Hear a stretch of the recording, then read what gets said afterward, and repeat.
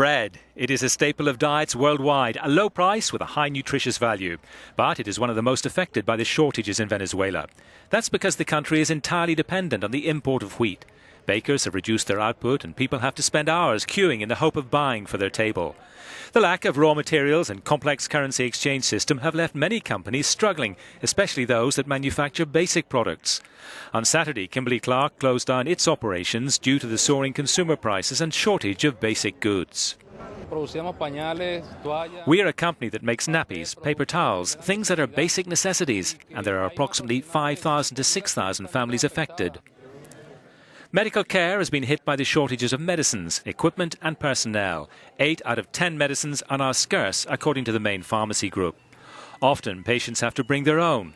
Protesting doctors are demanding the government declares a national health crisis and allows foreign humanitarian aid. I started to see patients in the area of the operating room and in the emergency area. They began to die from lack of medicines. Some 70 children died so far this year due to lack of antibiotics to treat diseases such as neonatal sepsis. According to figures from the Health Ministry, infant mortality was 2% of births last year, 100 times worse than 2014. The deterioration of the public health sector is a major challenge for the ruling Socialist Party, which ran free health projects with the help of Cuban expertise, including Cuban-staffed clinics in the slums. The island also suffered the consequences related to the fall in oil prices, which has hit Venezuela so hard. Cuba is cutting its electricity, imports and investments, as well as reducing its fuel consumption. Electricity consumption is being reduced 6%.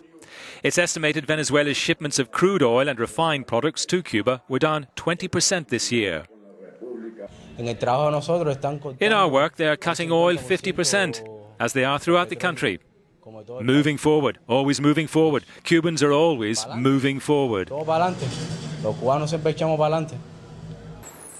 Cuba receives 4% of Venezuelan exports and depends on them to produce electricity. They are bought at a preferential rate.